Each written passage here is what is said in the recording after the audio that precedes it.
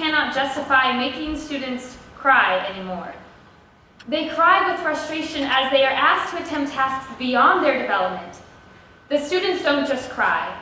Some misbehave. Better to be the bad kid than the stupid kid. She continues, my graduate work focused on behavior disorders, so I can say with confidence, it is not the children who are disordered. The disorder is in a system which bars teachers from differentiating instruction meaningfully, which decides that teachers and students must be regimented to the minute and punished if they deviate. This passionate letter recorded in the Washington Post October 25th of last year. In an interview with the Ledger of Lakeland, Florida, Polk Superintendent Catherine Leroy also said she understood Bradshaw's frustration. She admits, the problem is the accountability system is smothering everybody, the special education system in particular. The Higher Education Consortium for Special Education published in 2014 that 98% of districts across the nation reported a shortage of special education teachers. Today, we argue that we need to create a more welcoming environment for teachers and their students. We'll first examine the problems, and then look to some solutions in order to help the teachers who, like Bradshaw, are working for the students against the disordered system. The special education student population is on the rise, which is why it is imperative for us to familiarize ourselves with the problems, which are twofold. Teachers feel defeated and students aren't receiving the best quality education. First, teachers are being derailed by the system. Lee Hale tells local Colorado radio KUNC January of 2016, I chose special education for what I thought was the right reason. I wanted to help the students who struggle to learn. But I soon found out that was only part of the job. The paperwork, the meetings, the accountability, eventually it all got to me. And I got tired of showing up to a job that I knew I couldn't do. Special education vacancies like this are rampant. USA Today of December 14th, 2015 explains that 12.3% of special education teachers leave their profession, most in just under 1 year. The state's Credentialing Commission published that in California alone, there was an 18.7% decrease in the number of education specialist instruction credentials issued in the 2013-14 academic year, making it the third consecutive year the numbers have dropped. Next, limited resources, assessment demands, and education vacancies are harming students.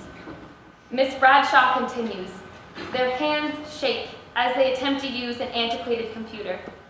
Their shoulders slump with defeat as they are put in front of poorly written tests that they cannot read.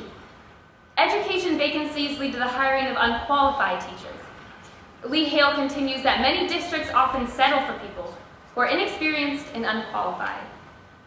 NPR, November 11th, 2015 laments, there is a letter many districts do not like sending home. Each state's version is different, but they all begin something like this.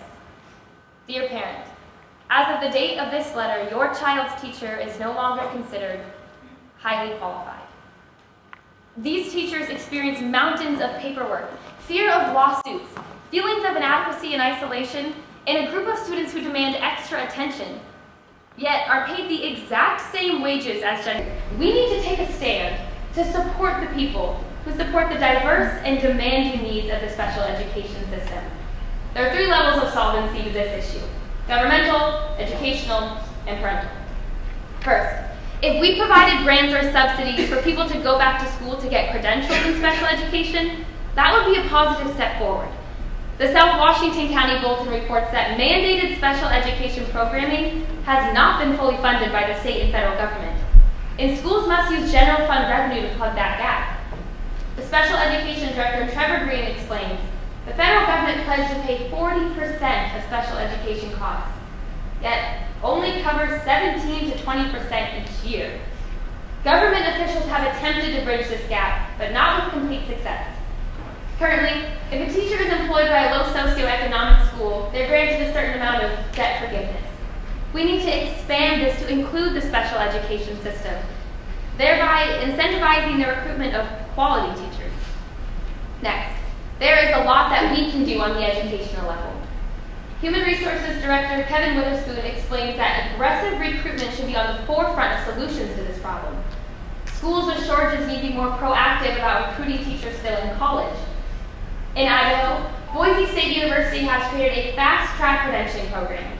In this new fast-track credentialing, teachers will receive one-on-one support as they begin this new career, providing them with the support and incentives they might otherwise be lacking.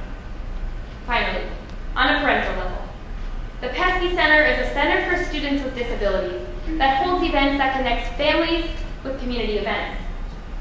Centers like this are starting to pop up all over the country. Parents need to engage both with their child and with their child's teacher. We can volunteer our time to a special education program. There are tons of amazing teachers like Stephanie Johnson who are getting frustrated with the amount of paperwork. She admits, "When I first chose this career, I was very clear on why I was doing it. I wish that were more clear now." These dedicated and overworked teachers need our help, both emotionally and physically in the classroom. Today, we've covered the problems and solutions in reference to this shortage in order to create a more welcoming environment for teachers and their students. Students like Noelle Fry, a 20-year-old girl with Down syndrome and a high school graduate. Her father tells USA Today, Noelle's success was built on a skilled and caring teacher. All students with special needs should be afforded this type of education.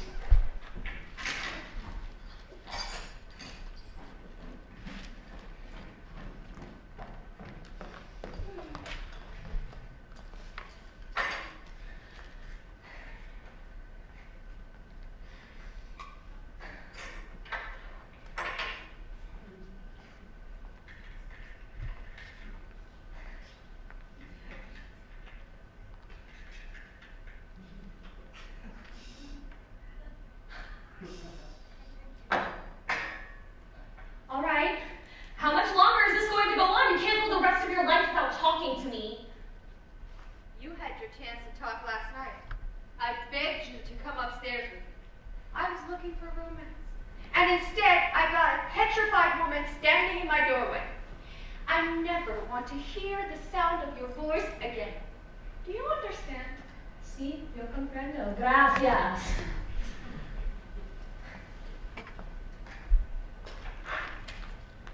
There's a key to the back door. Stick to the hallway and your room, and you won't get hurt. Oh, really? Well, let me remind you that I pay half of the rent, and I will gladly go into any room that I want. Not in my apartment. I don't want to see you.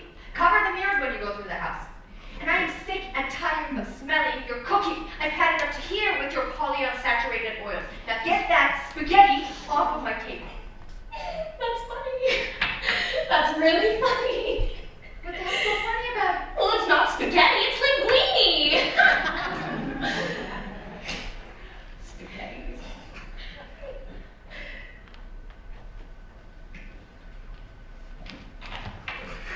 Now it's garbage. Are you crazy?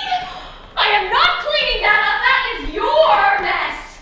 Oh, look at the hanging it everywhere on the walls. I left it. You would just leave it there, wouldn't you? Until it gets all hard and brown and oh. That's it, I'm cleaning it up. You touch one strand of that linguine and I will break every sinus in your head. Why? What is it that I've done? What's driving you crazy? Is it the cooking? The cleaning? Oh, maybe the crying? What? I'll tell you exactly what it is. It's the cooking, the cleaning, and the crying. It's the moose calls that open your ears at 2 in the morning.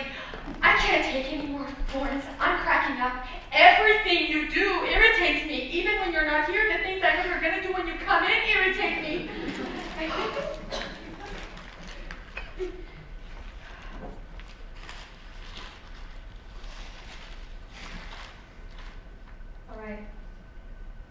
All right. Well, Just get off of my back, okay? Off. I have had enough. What is that? The display of temper? I don't think I've seen you angry since the day I dropped my eyelashes in your pancake batter. You want me to say something that I don't want to say, but you know what? If I say it, you better hear it. Oh, I'm trembling. Look how I'm trembling. All right. Well, I warned you. You are a wonderful girl, Olive. You're everything to me. You took me in here, you gave me a place to live and something to live for. You're tops with me, Olive. If I've just been told off, I think I may have missed. It's coming now. Good. You are also the biggest slob in the entire world. I see. Completely unreliable, Oh, is that irresponsible, indescribably insufficient. Is that Cold War or something? That's it. You've been told off. How do you like it? Good.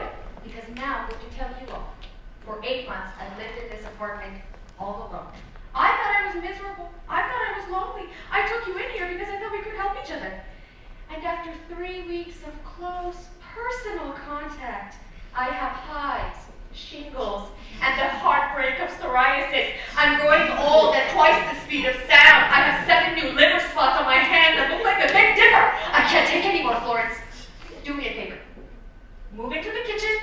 Live with your pots, your pans, your ladle, and your food thermometer. I'm gonna go lie down now. My teeth are coming loose, and I'm afraid if I drop them in here, you're gonna get your vacuum cleaner out of it. Oh, walk on the papers, would you? I just washed the floors in there. What are you doing? Don't touch me! Olive, don't come